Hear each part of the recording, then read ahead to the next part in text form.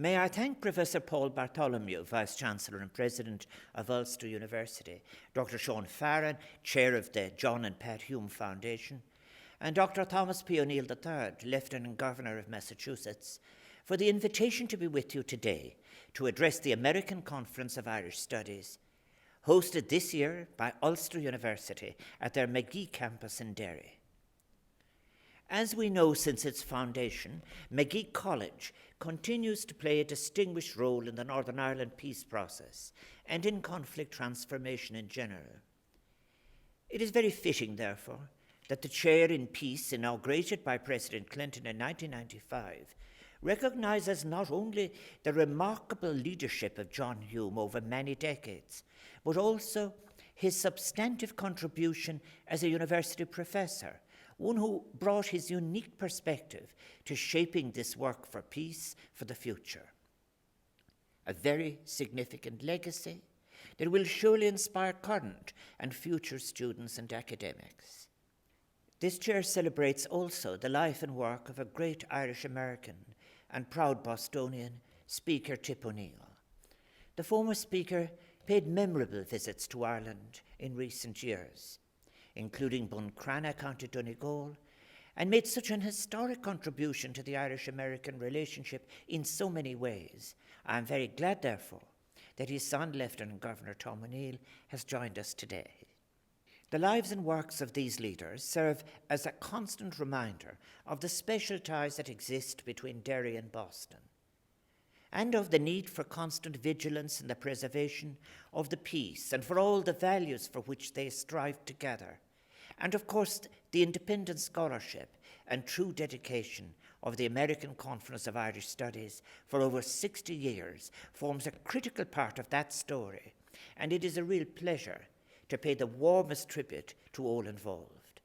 May I pay a particular tribute to Pat Hume for both her own role and the role she and her husband John played in the Northern Ireland peace process, and indeed continue to play through the medium of the John Pat Hume Foundation, launched last November, supporting and inspiring leadership for peaceful change through a wide range of thought-shaping, outreach and support activities.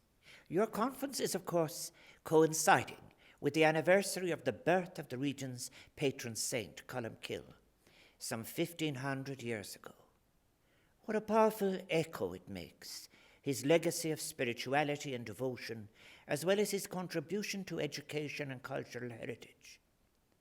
The hosting of the conference in Ulster University in Derry, Dara Colmcille in Irish, is also so apposite, being as it is at the intermix of cultural expressions and so much the richer for it. What an appropriate setting we have then to consider the arts, literature, music and storytelling traditions of the Derry area, a city recently designated as a UNESCO Learning City.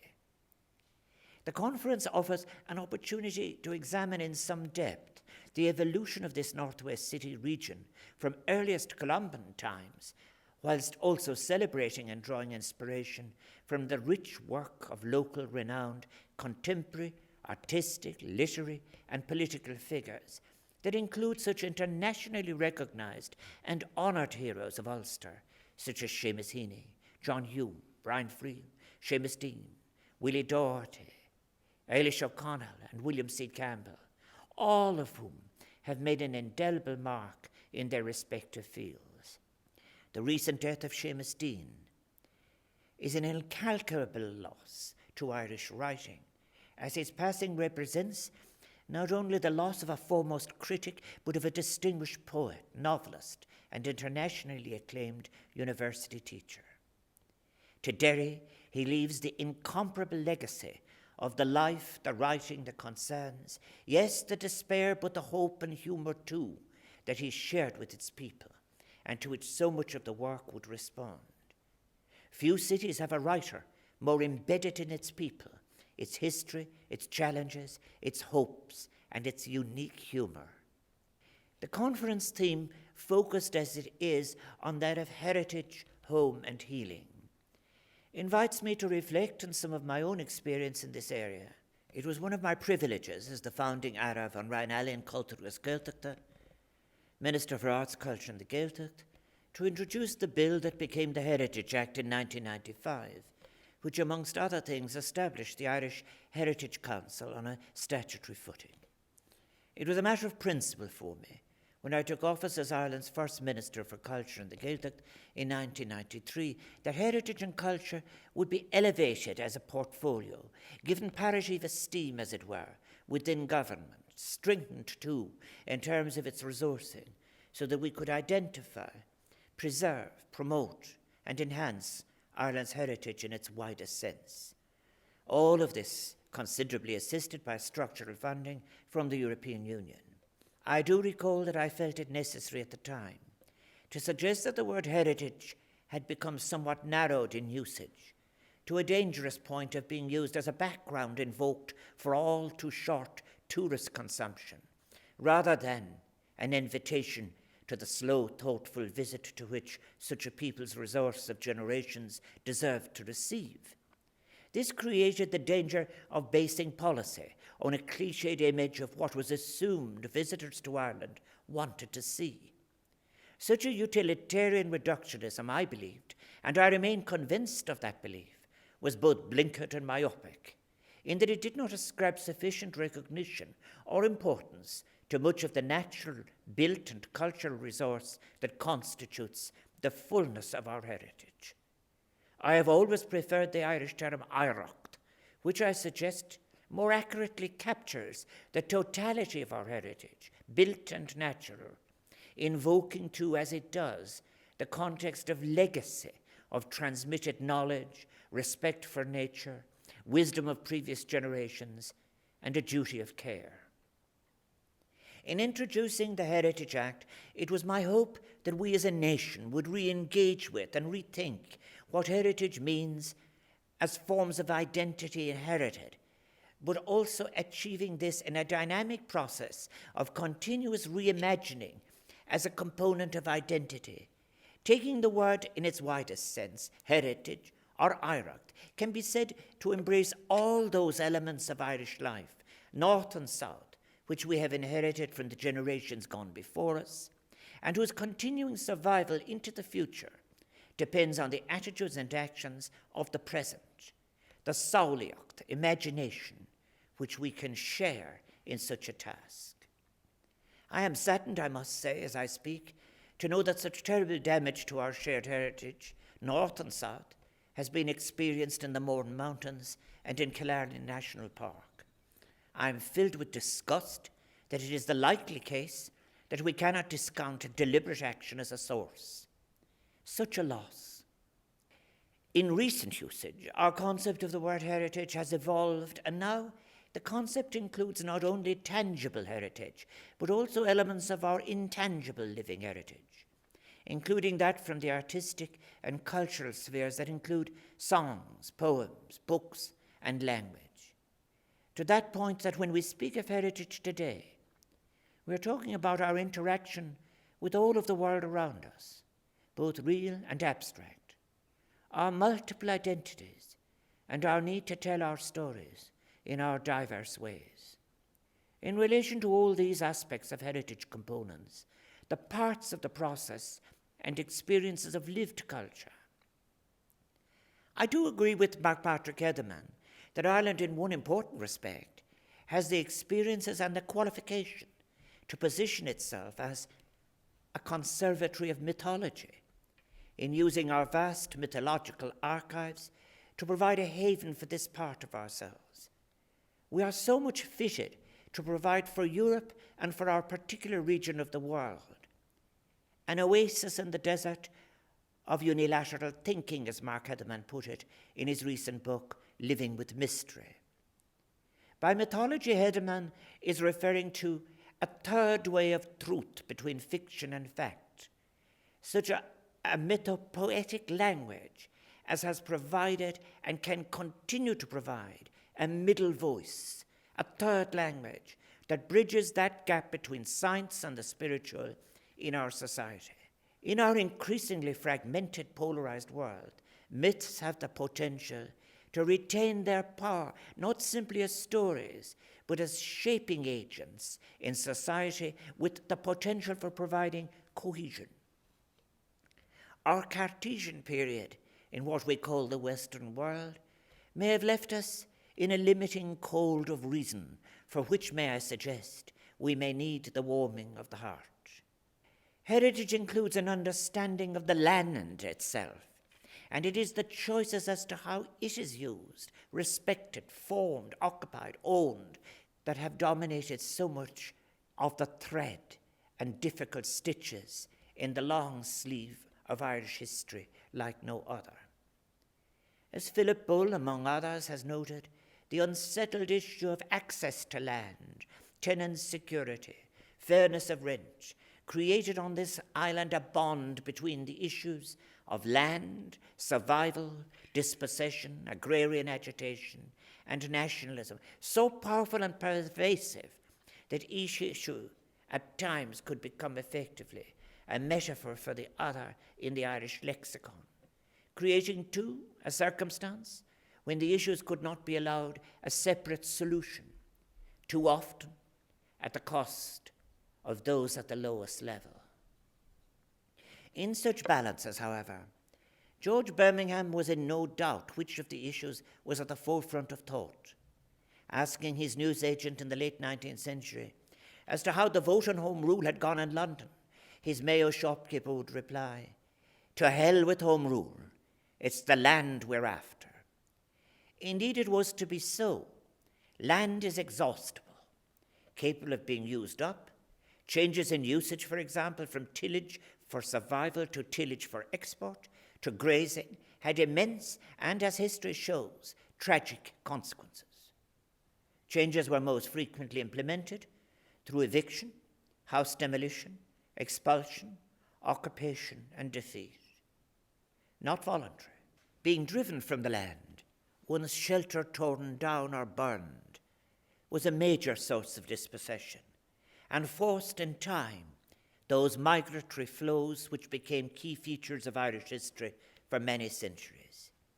Such dispossession, as lived in memory into the modern period, can be traced in their early forms, at least as far back as the Cromwellian land grants of the 1650s, the payments to his soldiers for the successful invasion of Ireland that would be paid for by the confiscation of estates and land held in common. With the Elizabethan conquest, the Cromwellian conquest of Ireland, and the organised plantations of English and Scottish settlers, the patterns of land ownership in Ireland were so fundamentally altered, with the old order of transhumance moving from lowlands to highlands and seasonal adjustments, and open-range cattle breeding becoming replaced by a structure of great landed estates, small tenant farmers who held precarious hold on their leases, and a mass of landless labourers who struggled to survive.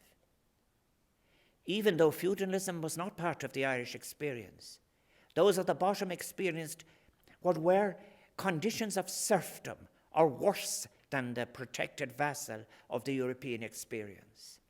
For example, those in the lowest rung paid for a wattle shelter and a potato patch with 200 days of labour paid to those in the rung immediately above them. As to regional patterns, the custom of tenant right, commonly referred to in Victorian Ireland as the Ulster custom, was of course a defining aspect of the land question in the north of the country.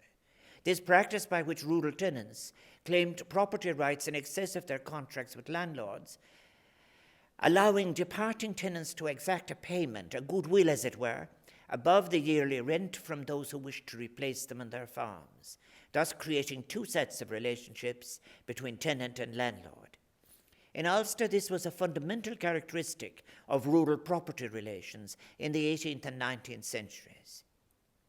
Like other earlier forms of customary tenure in Scotland and the north of England, tenant rights signified the tenant's place within a community, his or her way of belonging to its history and development, and crucially, the right of the tenant's family to continue in possession in the future.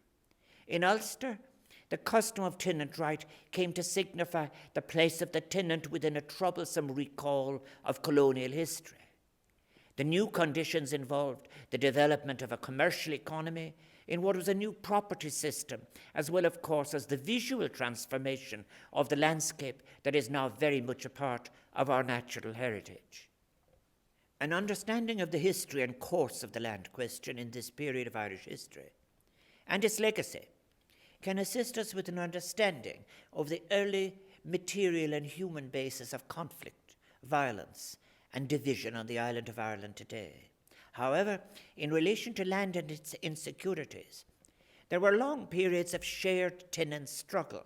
For example, the Ulster custom was proposed at times within the Land League in the south, and anti-rancher and anti-grazier sentiment came forth with it at times as a demand. The Irish language, too, was shared. It is a continuous thread running through so many aspects of our heritage. It cannot be disaggregated from how for millennia the Irish related to, interpreted, resonated with, and shaped their and our world. Place names, folklore, literature, the natural world, culture, social customs, politics, and religion were all contemplated and explored through the prism of Irish sounds. The preservation of the spoken language is understandably, therefore, a key component of our efforts to understand and draw from our heritage. It is a language that, while having its distinct branch in the Indo-European tree, has, through usage and scholarship, taken into itself classical and other contemporary languages, including Old, Middle, and Modern English. Yet when we talk about heritage, the spoken language sometimes seems to be regarded as separate, disconnected, somehow located within a niche, the furniture or subsection of survivors or primitives, rather than an integral part of our heritage in all its aspects. This has to change. It is the heritage of us all. We need champions for the Irish language in the same manner that Colmcille became a champion for the dissemination of knowledge, even disturbing knowledge that would discomfort his superiors. We need to redress a situation where what we publish as heritage policy is not available in the Irish language, an unacceptable contradiction. In 2013, I had the privilege of making a personal pilgrimage to the island of Iona, where I was able to pay tribute to St. Colmcille, the abbot and missionary so synonymous with Derry, and the founder of Iona Island's greatly influential abbey. A monk who valued the creation and acquisition of knowledge, but more importantly, its dissemination, values which scholars in Ireland, north and south, have taken to heart and have made manifest across the centuries through a commendable commitment to education and scholarship. Colmcille, together with being the patron saint of Derry, was a towering figure in our island's political, diplomatic, cultural, scientific, and religious history. Known also as Saint Columba, Colmcille, as an important evangelist, is credited with founding his first monastery in what is now the modern-day city of Derry in the year 545, before spreading Christianity in what is today Scotland at the start of the Hiberno Scottish mission. His foundation of Iona Abbey created the dominant religious and political institution of the region for centuries. The legacy of scholarship which he built in Scotland and in Ireland is a profound one, a great and lasting contribution to the manuscript arts, culture, and learning. The fact that Derry's schools and churches, streets and parks, cultural and sporting clubs still bear his name, and that Columba is held in high regard by those of all faiths and none, Protestants and Catholics alike, is testament to his emancipatory, spiritual, and inclusive legacy. In many other ways, too, he was precursor of a tradition which has run through Irish letters for millennia, a tradition of migration and the cross-fertilization of cultures and ideas, be it the monks of early Christianity, to Joyce, whose artistic manifesto was defined through silence, exile, and cunning. And beyond, that Irish tradition includes a rich pre-Christian spirituality and creativity reflected in art and ritual, and most importantly, in harmony with nature, from which ideas of the cycles of time, planting, renewal, harvesting, passage of the soul were drawn. Yet Colmcille is perhaps most well known for his work in advancing the importance of manuscript study as a source of knowledge and education. And specifically, he is noted for his notorious work on an unauthorized copy of the Gospel, which he hoped would promote scholarship of the Church. He was one of the earliest Irish monks to engage in the practice of copying and to have his monks at Durrow copy any teaching material that came into his possession, a practice that has since been so often cited as how the Irish saved civilization. Given how many church books were subsequently burned during the Dark Ages, alas, the basis of much of Colmcille's life work was to be effectively proscribed, his vision seemingly fatally obstructed in a devastating ruling against his copying of the Gospels by King Diarmid as a breach of intellectual copyright. Not long after this judgment, Colmcille was forced to live in exile in Scotland. The Irish people are a migrant people. It is an essential part of their culture. Culture cannot be defined or understood solely on the assumption of what is sedentary, static. Yet such a paradigm exists, neglecting what is migratory, transient, transacted. It will represent one of the most important paradigm changes in Irish scholarship when we give recognition to the limitations that a static view of society or culture represents. Our lives are migrant lives, and any imposed model of assumed stasis or predetermined structure means we miss the importance of the exciting emancipation and beauty of transience. Missed in the social sciences, it is happily not so in literature. We would not want to have missed either Ulysses or Leopold Bloom. The history of Irish migration is older than the island of Ireland itself.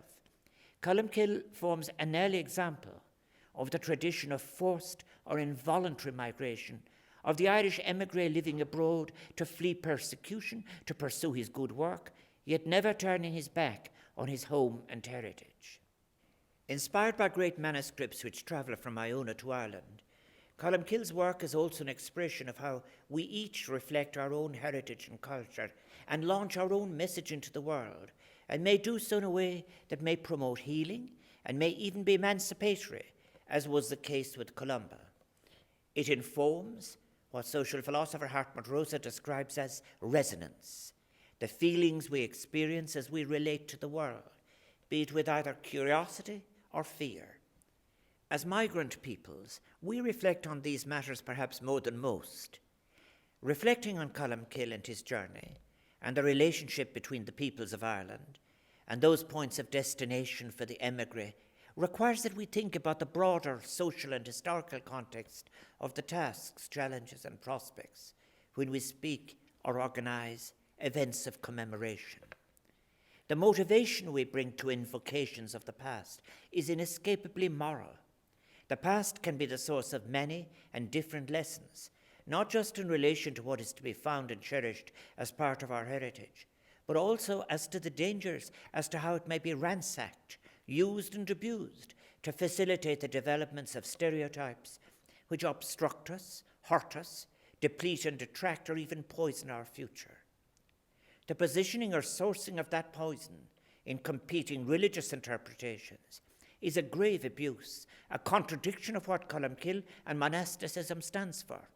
Indeed, in their terms, a blasphemy, an insidious exploitation of other dimensions of division, divisions which need to be acknowledged, transacted, shared with the prospect in good times of understanding, even forgiveness. Popular commemoration of the past is, of course, much more than an exercise in historical excavation. The work of historians, archivists, archaeologists, and others is essential, as it is through researching and presenting a factual recovery that their work can assist in furthering our comprehension of events in our past and the lives of those who came before us.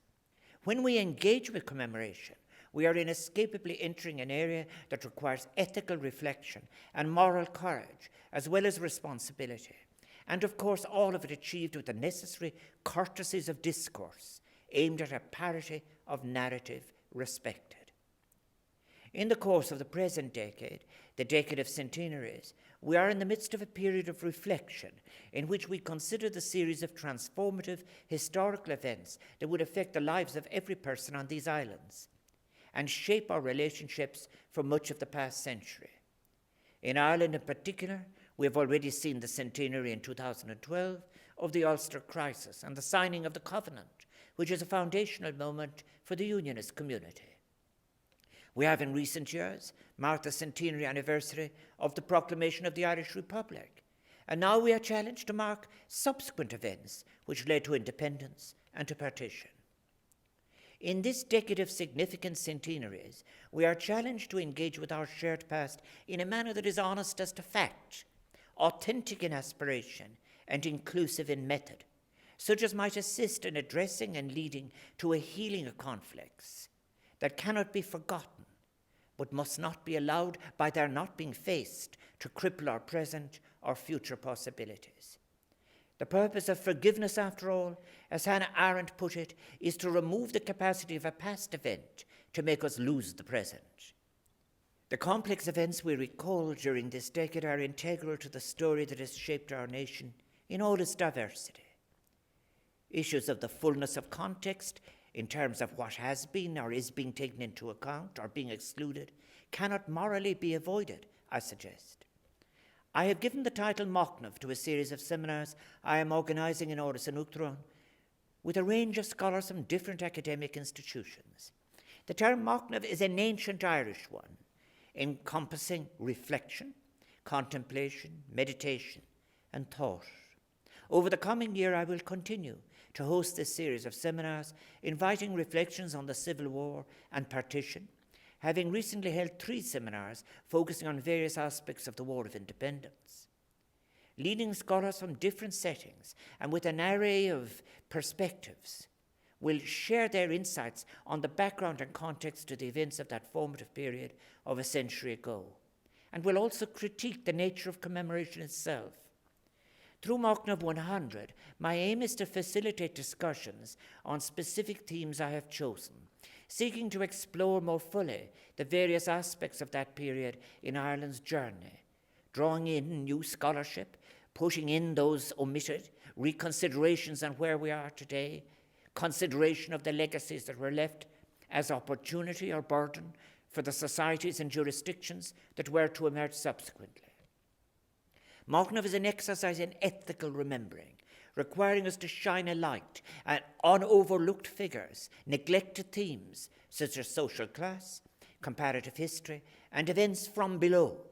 It is an attempt to have a more comprehensive, balanced, and inclusive perspective on, for example, the independence struggle, the tragic Civil War, and the response to it, the different evolutions of 2 states following partition, the assumptions held on different sides. We critique imperialism as well as nationalism. A central dimension of ethical remembering is a rejection of the usefulness of conscious or unconscious amnesia, not only of persons but events. It requires the inclusion of all voices, including marginalized voices, the disenfranchised, voices from below, in our recollections of the past. For example, it must include the essential part played by women in the period that we commemorate, the role of class in rural as well as urban settings, and an openness to stories of the other, the stranger, the enemy of yesterday. It is only through an ethical recall that we have any hope of commencing or continuing a process of healing on this island, our shared home. In European philosophical writing, discussions of what is meant by home have been greatly influenced by such seminal contributions as those which came from Martin Heidegger, Gaston Bachelard, and of course Michel Foucault. A definition may be sought to suggest of home as a function of what is built, what constitutes dwelling, what has meaning as residence, simply occupying space with security, a space from which one moves to participate, circulate, a space that constitutes a guarantee of security. I deal in some more depth on this theme in the chapter Home in my recent book, Reclaiming the European Street. Going beyond the theme of home as a set of balances, perhaps between security and freedom. Home, geographically speaking, for all of us who share this island, is not merely confined to jurisdictions on the island of Ireland, for we on these islands are as much part of Europe as any of the countries that comprise the continental European landmass. We accept, too, global responsibilities, be it for peace, justice, or the shared responsibility we have undertaken in relation to climate change, sustainable living, or anticipating and preventing global conflict. And it is here in early times that we find in ancient Rome, even in the works of conservative members of the senatorial class, such as Cicero, a commitment to the ideal of political community founded upon solidarity, with a shared commitment to an ideal of justice, however hypocritical this may seem, given the exclusion of slaves, women, and even other propertyless Italian men from citizenship, would later appear in the historical accounts. This ideal of home, of course, also suffused the civic life of Athens, finding its memorable expression in the politics of Aristotle and the orations of Demosthenes. It provided a basis for an ideal of home as a set of relationships and shared commitments, rather than a settled place, as important as place was. In our contemporary circumstances, then, questions about where and what Europe is have featured prominently in the social sciences and humanities, as well as in political discourse. In particular, since 1989, at the time of the revolutions in Central and Eastern Europe, as well as in the writings from the right on the United States' previous government's distinction in recent times between an old and a new Europe. Under discussion, too, has been the eastward expansion of the European Union and consideration as to what might be the future shape of a European Union that might achieve and exercise such values as solidarity, inclusion, and something much more difficult, accountable, transparent institutions of equal strength and influence on behalf of the European street, as that of the many unaccountable, unregulated corporations who prevail, refusing even to register as lobbyists. As to the physical definition of home, I believe that one doesn't have to make a choice between home as it is defined as region, land, or history, and being European or global. Migrants in time we are, after all, regularly reflecting and transcending borders in our consciousness, experiences, cultures. We are always on the move. Life is movement, conscious or unconscious. Using journeys in pursuit of a vision as a metaphor in his book Revisioning Europe, Frontiers, Place, Identities and Journeys in Debatable Lands, Ulrich Kochel, Emeritus Professor of Ethnology here at Ulster University, has, I suggest, explored key issues for contemporary Europe and its future development from an interdisciplinary perspective, grounded mainly in European ethnology, cultural anthropology, human geography, and political economy. This is most valuable, perhaps, in times of a near-dominating metric hubris, insufficiently appreciated work that can help us to arrive at a better understanding of how unities with difference respected can emerge, disappear, reappear. This important work of Ulrich Kochel offers reflections concerning migration within and into Europe, boundaries, heritage and tradition, socioeconomic structures, processes and change, and the role of ethnology in education and cultural practice. Professor Kochel's book, framed and enriched as it is by personal reflections from an original, incisive and brave scholar on changing visions of Europe, suggests how we might make a fresh envisioning of a displaced continent. The role that political and increasingly even more unaccountable processes in a financialized version of economy are playing in preventing any deeper inclusive integration in solidarity of European societies has been so striking in recent times. The erosion of the protective role of the state has affected individual choices in several domains, as Kochel notes. Structural constraints on citizens and groups have led to negative trends impacting on opportunities and aspirations, leading to a diminishing of social cohesion in Europe. Such lost cohesion is now seen as a potential impediment for any deeper European integration. Alternative economic theory to the failing paradigm exists. It is there, for example, in Mariana Mazzucato's The Entrepreneurial State, or Ian Gough's seminal Heat, Greed and Human Need. The basis of a paradigm shift has been laid out. We must be allowed to have a thought in our institutions of higher learning. The situation in this regard is far from pluralist in either Europe or North America. Our academic institutions are well colonized with a single version, uncontested paradigm that has failed. Cockle's narrative correctly emphasizes, too, the important role that social actors play in the process of social, political, economic, and cultural transformation in what has been an increasingly borderless Europe. Social agency is crucial. This is not about romanticizing the importance of social ties or any permanent imaginary place of belonging that Cockle calls Heimat, home. Rather, it is about the importance of how life is experienced, what conservative sociologists in the past might have called socialization, what Hartmut Rosa or I would call resonance or belonging, and what political scientists might term institutional constraints. Citizens have a need for more than shelter, a need to belong, to be of a space into which intimacies have been poured. Such institutional constraints are not mere abstractions. They represent individual and group choices. They may confirm but also contest, and thus make choices and memories change in social institutions, political structures, and the choices of other agents, thereby facilitating dialogue and exchange of options. As Ulrich Cockle's book makes clear, all of these have played an essential function in linking generations, transmitting social norms, and ensuring political stability across Europe since the end of World War II. The breakdown of a transcendental purpose for peace, shared fulfillment as represented by social constraints at the European level, is now driving geographically, socially, and culturally disparate segments of European society apart.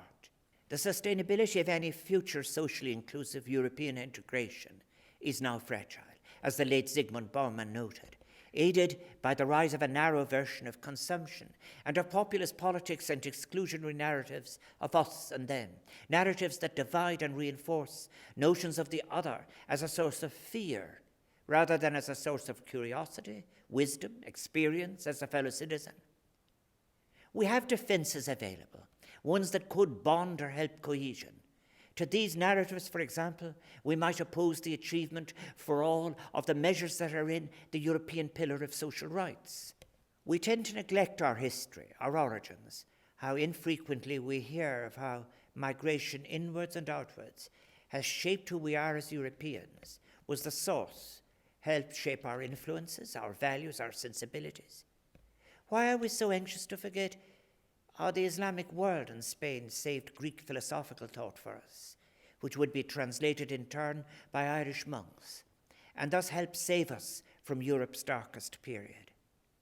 Europe is so much wider than the European Union as we know it, a dynamic, evolving continent. We must never forget that there was a mind of Europe and European peoples with diverse cultures long before the Industrial Revolution, a Europe of life and the spirit of letters, of music and philosophy, long before the Europe of coal and steel, a Europe that flourished without the overzealous and insatiable exploitation of natural resources. A Europe worthy of an emancipated European street is possible.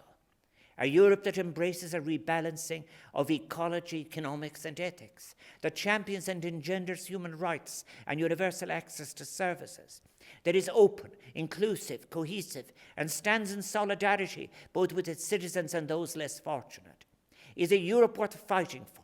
Such a Europe was that as was envisaged in 1941 on their prison island by Altiero Spinelli and Enrico Rossi, when they gave us the Ventotene Manifesto.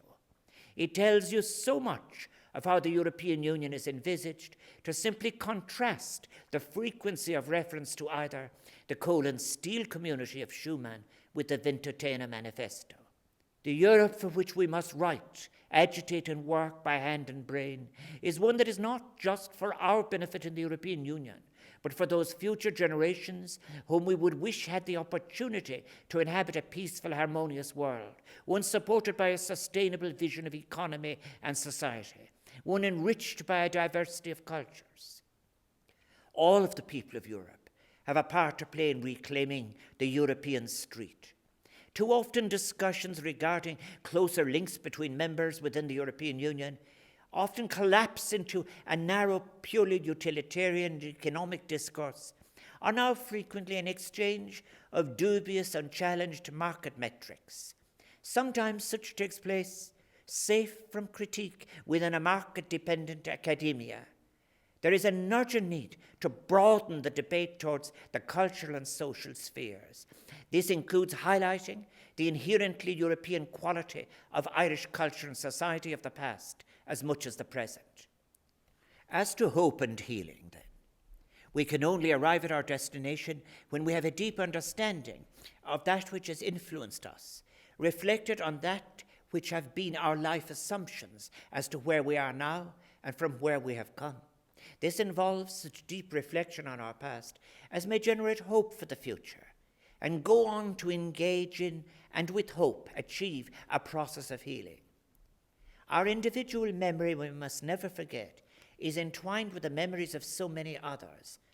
Unraveling the knots of memories so as to unlock the power that is in such unlocking, to heal rather than divide, is challenging, can often be painful, but ultimately it is a rewarding and even cathartic task. It is itself an action, however, that carries with it such hopeful and liberating powers beyond immediate concerns. Unraveling these knots requires acts of leadership at all levels and from disparate quarters, from all of us. I am greatly impressed by Irish philosopher Richard Kearney's work on healing in general, and in particular on the importance he attaches to the sense of touch and the carnal. His exposition of the Asclepian healing by sharing presence versus the Hippocratic method of application of treatment as a means to analyze the dilemma of modern medicine's approach to healing and curing, I have found to be valuable as an approach. It is insightful. If I may quote from Richard Kearney's very recent work on trauma, faced with trauma, the mind often goes into denial and proceeds as if nothing happened. Meanwhile, stress hormones continue sending signals to the muscles and tissues of the body, resulting in certain forms of somatic illness. No matter how much understanding the rational brain provides, it cannot talk away the pain. For real healing to happen, sufferers need to reintegrate the event into their felt lives. They have to move from there where the trauma occurred to here where they can be present to experience now. That is why we have an obligation with our work to move peace from paper to experience, to the texture of lives lived that carry the recalled reality of terrible loss, cruelty, humiliation, and indifference. If the memory of trauma is encoded in the viscera, in heartbreaking and gut-wrenching emotions, and if communication amongst the mind, brain, and visceral is the road to a form of emotional regulation, Kearney argues that this demands a radical shift in our curative assumptions and obviously in our practices. The body is the place where the psyche lives, both personally and communally. The implications of tactile embodiment for public health practice and policy today are many and profound. Scholars such as Kearney and van der Kolk have gone so far as to assert that trauma is the greatest threat to our national well-being.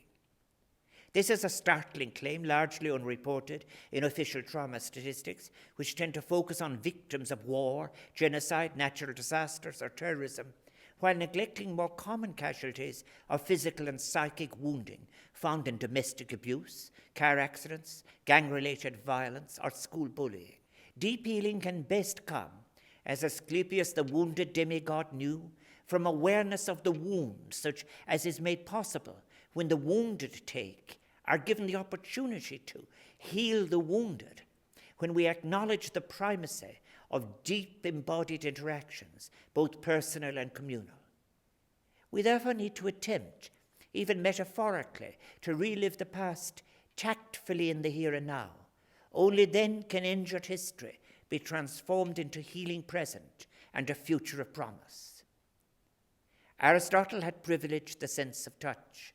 Plato gave preference to sight for analysis and won out in Western practice. It gave us precision in definition of the illness, but at a cost, perhaps, of a missing dimension of the social, the shared experience beyond the individual. Asclepius had offered companionship in sharing the healing from the wounded. To the wounded of Ireland, may I suggest, you can be such a strong source of healing, not only for our island, but for our broken world. The need for healing through contact is evident at the collective public level as much as at the private therapeutic level.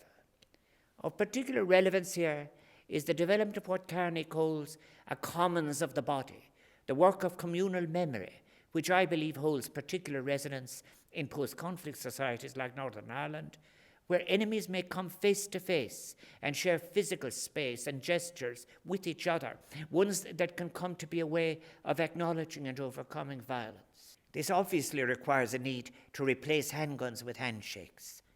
In the making of contact through fora, such as public tribunals for victims and perpetrators of seemingly irreparable communal traumas, in their efforts to find escape from cycles of recrimination and bloodletting, victims and perpetrators can engage in a collective working through of wounds with a real sense of hope of achieving some kind of healing which can in time grow. We do need contact of flesh, I believe. To quote from Carney's latest book, Touch, Recovering Our Most Vital Sense. Wounded by a foreign body, a common trope for trauma, we become a nobody, dissociation, that requires connection with another body, healing, in order to become somebody again, recovery. Richard Carney does believe that we can, with technology, save something from what COVID has done through our loss of touch. I am less convinced. That is a difference of opinion for another day's paper. The themes of hope and healing are themes that the modern artistic and political artist of genius of the northwest region of the island, to which I have already referenced, such as Seamus Heaney, Seamus Dean, John Hume and Brian Friel, understood so well. In his Nobel Prize speech, John Hume spoke of his hope for Ireland. We all join with him in these aspirations at his moment of recognition and celebration. I want to see Ireland, north and south, the wounds of violence healed, play its rightful role in a Europe that will be a shared bond of patriotism and new endeavour. Healing is also a theme that infused so much of Brian Friel's work. In Faith Healer, as well as the theme of exile that is so fitting in the context of our discussion on Colmcille. The mysterious power of the Faith Healer, a power that may be interpreted as a blessing or a curse, can be seen as a metaphor for the artistic power itself. Then, of course, Seamus Heaney's Powerful the Curate Troy became a widely cited poem in the glow of the 1998 Good Friday Agreement, and continues as an invocation, including the quotation again, and most recently by President Biden in his inauguration speech, carrying as it does its profound and resonant message of the power of hope and healing. History says, don't hope on this side of the grave, but then once in a lifetime, the longed-for tidal wave of justice can rise up, and hope and history rhyme. So hope for a great sea change on the far side of revenge. President Biden's offer of a moral reawakening in our global responsibilities, including how we respond to COVID-19 and climate change, global conflicts gone on too long, is so much in that spirit.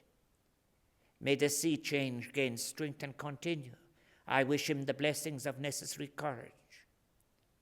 As to scholarly work on Ireland, may I say that there is a debt never to be forgotten as to what we owe to the American scholarship on Ireland for at least 2 centuries, and particularly when at the end of the 19th and through the first half of the 20th centuries, that such scholarship filled a void in relation to the late 19th century for which we in Ireland are indebted. For the work of so many of those who crossed the Atlantic when our research was underfunded and slow, scholars such as Samuel Clarke, Jace Donnelly, L.F. Curtis, Kirby Miller, Emmett Larkin, Barbara Sulla, and so many more. Their work is where so much of the work of Ireland in the 19th century begins as source and method. And I am so glad that through the work of the ACIS it continues today with such range, flair and enthusiasm. Finally, there is also an important contemporary link between Derry and Boston in the political, cultural and economic spheres, going back to the years leading up to the Good Friday Agreement, when Boston and Boston College in particular played a key role in providing a space for dialogue in the period before the ceasefires. Both John Hume and Seamus Heaney had close links with Boston College, having been awarded and having taught as visiting professors. We owe a deal of gratitude to Hume and Heaney and indeed to Boston College and those who facilitated their roles in the path to peace. If we are to achieve the benefit of ethical remembrance in such a way as will lead to the creation of diverse, complex, shared memory at peace with the past, in the interest of a present or future understanding, it will be important to work on the capacity to listen, to have the courage to listen to and recognize often difficult facts from our past, facts and events that, while they may be uncomfortable, painful even, constitute, however, a necessary prerequisite for any meaningful healing. Lasting peace will only be embedded to achieve its best harvest when we each have the generosity and the empathy to recognize that we must see as our materials the common humanity of the other, including that of former enemies, to whom we accord respect of so much more than tolerance, to their differing perspectives and narratives. For the sake of the future we will share, we must be unshackled from the snares of the past. Creating a space for forgiveness is essential and can be achieved, and it will aid the process of healing, even through contact, and will go on to enable us to live together on this shared island with our eyes on the light and loves of a shared future, lived together in endless curiosity. Nothing closed. Féidir tí gan teorann. As storytellers too, we Irish through the ages know that narrative models are powerful tools for advancing peace and reconciliation. The time has come for us to use, Richard Kearney gave it to us as a concept, an ethics of narrative hospitality, a narrative which will have the capacity to replace our past entrenchments, offer hope and openness to others. By adopting such an approach, we may nurture memory and remembrance and use them as strong foundations for a shared agreed future on what is our mutual home, this island of Ireland, where the healing has to commence and endure, whether it is that we dwell in it, recall it, care for it, or imagine it. That is our shared challenge. Ganairi lenar nirachti, garamahagi eliak, is berbanach.